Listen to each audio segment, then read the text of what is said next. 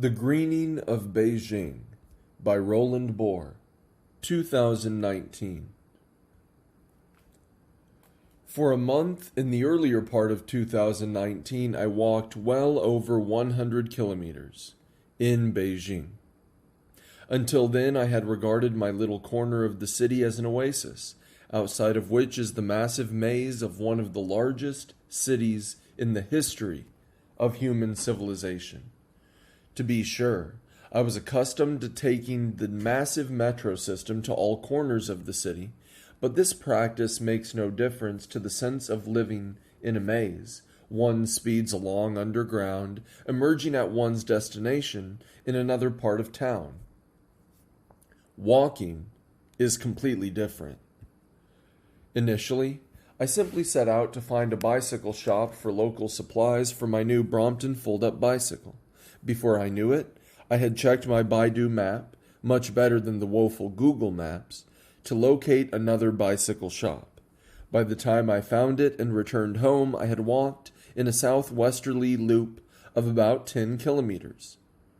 I was hooked in a way that I had not expected. The next day I walked north to a church and a bookshop, ambling back via another route. Soon enough I was off again, walking north again, to find the old summer palace grounds, known in these parts as Yuanmingyuan. Having been inside before and knowing the ruins, a result of one of the European colonial rampages in the 19th century, I preferred to walk there and find another way home. Now, it was time for a serious hike. To the west of where I live begin the mountains that encircle Beijing. A favorite is Xiangshan, Fragrant Mountain, which I have climbed in the past, but now I decided I would walk to Xiangshan, a distance of some 14 kilometers. On the way, I found the Beijing Green Belt, a carefully designed strip that runs along the western reaches of town. Soon enough I was striding along, absorbing the trees and the first blossoms of spring. Few were enjoying them at the time, for people were flocking to Xiangshan and its fabled spring blossoms. By the time I reached the village itself, at the foot of the mountain and outside the city, I was done, so I took the new metro back home. More walks followed, to the massive Yuyuantan Park, south of where I live and full of people seeking spring flowers, but I was most thrilled by Shizhuyuan Park, or Black Bamboo Park. It had been a chance discovery on another walk, a green space that set a whole new standard for such spaces. Originally, it had been a Ming Dynasty, 1368 to 1644, minor palace area, but it had been closed for many a long year. What had they been doing in the meantime? It turns out that the Beijing city government had been working on a new plan for the greening of the city. Black Bamboo Park would be one of the model green spaces. It had opened only recently. Inside, I was amazed. The old buildings had been restored, but more importantly, trees and birds and plants were everywhere. As I walked along the lake, a ranger with much excitement pointed to the water. There was a turtle, an amphibian, that is most sensitive to environmental conditions since it moves between water, land, and air, enjoying the clean water of the lake. After my first visit to this particular park, I was able to map out an ideal walk. Initially, I would head west along Wanchuanzhuang Road, deep in the outer regions of Beijing where few foreigners tread and where locals do their thing.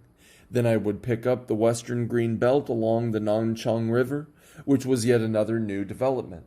The river itself had been cleaned up, and its environs were full of trees, blossoms, and recreational spaces. It led me to the Black Bamboo Park, where I once again relished the breakthroughs in green planning and implementation. For the final leg, I walked along some 4 kilometers of the major Zhongguancun Road, but I did so by walking through one green space after another. By now I had walked in all directions of the compass, east, north, west, and south.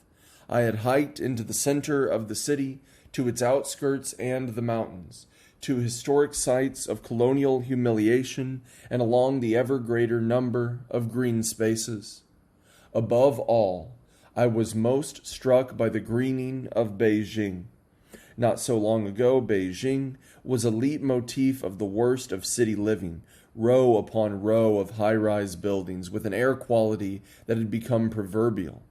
Indeed, some foreigners and Chinese people from other parts assume that Beijing is still like that. Not anymore.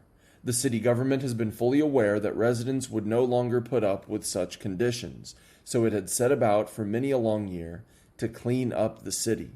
Some of the strictest environmental laws in the world are enforced ever more strongly, but this is only a beginning.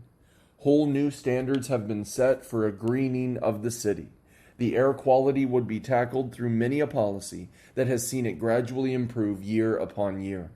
Green spaces would abound, with designer planning and implementation as only the Chinese know how, and water quality would be at a level where sensitive animals would feel at home, whether turtles or the fabled ducks, not the type of Beijing duck that you eat at a restaurant. How is all this possible, especially in a city that had become a parable for environmental degradation? Long-term planning is the answer. A stable government that is able to implement 5-year plans. This is, of course, a communist local government that is committed to a green Beijing. Forget the greens of bourgeois democracies with their liberal policies as a political football. Only a communist government committed to ecological civilization can achieve what I experienced in Beijing.